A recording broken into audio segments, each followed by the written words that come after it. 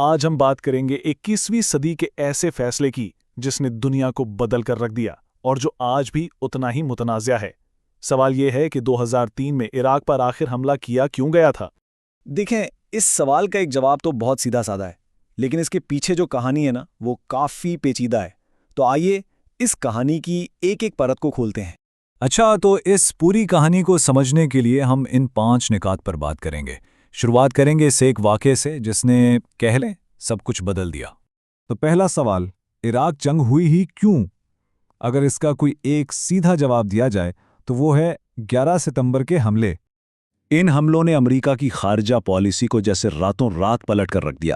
ایک نئی دہشت گردی کے خلاف جنگ کا اعلان ہوا اور اس کا اصول بہت واضح تھا: کسی بھی خطرے کو امریکہ تک پہنچنے سے پہلے ہی جڑ سے اکھاڑ پھینکو۔ اور بس پھر کیا تھا؟ واقعات بہت تیزی سے آگے بڑھے۔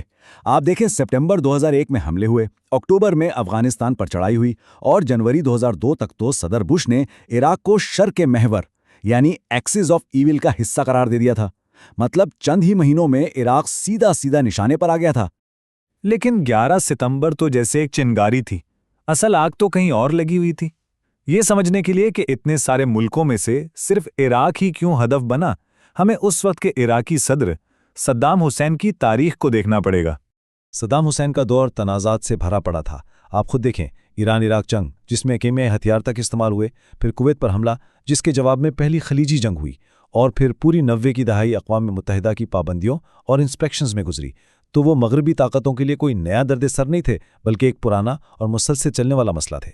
تو ایک طرف صدام حسین کی تاریخ تھی، دوسری طرف 11 ستمبر کا خوف۔ جب ان دونوں چیزوں کو ملایا گیا تو ایک بہت طاقتور سیاسی اتحاد نے شکل لینی شروع کر دی۔ یہ اتحاد تھا امریکی صدر جارج ڈبلیو بش اور برطانوی وزیر اعظم ٹونی بلیئر کے درمیان۔ ان دونوں نے مل کر عراق کے خلاف ایک پریمپٹیو یعنی پیشے کی کارروائی کا موقف اپنایا۔ ان کے اس خاص رشتے نے ہی فوجی کارروائی کے لیے عالمی حمایت حاصل کرنے کی کوششوں میں مرکزی کردار ادا کیا۔ تو ٹھیک ہے، اتحاد بن گیا، لیڈرز ایک پیج پر آ گئے۔ اب اگلا اور شاید سب سے مشکل مرحلہ تھا، دنیا کو اور خود اپنے عوام کو یہ سمجھانا کہ اس حملے کی ضرورت کیوں ہے۔ ایک واضح اور ٹھوس وجہ پیش کرنی تھی۔ اور وہ وجہ کیا تھی؟ وہ تھی WMDs یعنی ویپنز آف میس ڈسٹرکشن، بڑے پیمانے پر تباہی پھیلانے والے ہتھیار۔ سب سے بڑی دلیل یہی دی گئی کہ صدام حسین کے پاس یہ خطرناک ہتھیار موجود ہیں، کیمیائی بھی، حیاتیاتی بھی، اور شاید ایک ایٹمی پروگرام بھی۔ تو جو کیس بنایا گیا اس کے 3 بڑے پوائنٹس تھے۔ پہلا، عراق کے پاس WMDs ہیں جو اقوام متحدہ کی قراردادوں کی کھلی خلاف ورزی ہے۔ دوسرا، صدام یہ ہتھیار دہشت گردوں کو دے سکتا ہے۔ اور تیسرا، صدام حکومت کے القاعدہ کے ساتھ بھی مبینہ طور پر روابط ہیں۔ ان سب کو ملا کر ایک ایسی تصویر پیش کی گئی کہ ایک فوری اور ناقابل برداشت خطرہ ہے جس پر ایکشن لینا ہی پڑے گا۔ تو جناب، جواز پیش ہو گیا اور حملے کا حکم دے دیا گیا، لیکن جس انٹیلیجنس کی بنیاد پر یہ پورا کیس کھڑا کیا گیا تھا، حقیقت میں اس کا کیا بنا؟ اور پھر مارچ 2003 میں امریکہ کی قیادت میں اتحادی افواج نے عراق پر حملہ کر دیا۔ مقصد تھا صدام حسین کی حکومت کا خاتمہ۔ حملے کے فوراً بعد پورے ملک میں انہی WMDs کی تلاش شروع ہو گئی جن کا دعویٰ کیا گیا تھا۔ سچ پوچھیں تو جنگ کا سارا دار و مدار ہی ان ہتھیاروں کے ملنے پر تھا، اور پوری دنیا کی نظریں اس تلاش پر لگی ہوئی تھیں کہ آخر عراق سے نکلتا کیا ہے۔ اور نتیجہ سب کے سامنے ہے۔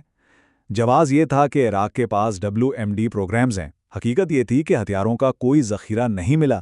جواز یہ تھا کہ القاعدہ سے رابطے ہیں، حقیقت یہ تھی کہ کوئی ٹھوس تعلق ثابت نہیں ہو سکا۔ اور یہی اس جنگ کا سب سے بڑا تضاد ہے کہ جن بنیادوں پر یہ شروع کی گئی وہ بنیادیں ہی کھوکھلی نکلیں۔ اس فرق کو تاریخ میں ایک کیٹاسٹرافک انٹیلیجنس فیلئر یعنی ایک تباہ کن انٹیلیجنس ناکامی کے طور پر یاد رکھا جاتا ہے، اور اسی ایک ناکامی نے اس پوری جنگ کی میراث، اس کی یاد اور اس کے اثرات کو ہمیشہ کے لیے طے کر دیا۔ تو 20 سال سے زیادہ گزرنے کے بعد اس جنگ کے فیصلے کو کیسے یاد رکھا جاتا ہے؟ ہم نے دیکھا کہ جنگ تک کا راستہ کتنا پیچیدہ تھا۔ اس میں تاریخ بھی تھی، 11 ستمبر کا خوف بھی تھا، اور سب سے بڑھ کر ناقص انٹیلیجنس بھی تھی۔ ان سب نے مل کر ایک ایسے تصادم کو جنم دیا جس کے اثرات آج بھی پوری دنیا محسوس کر رہی ہے۔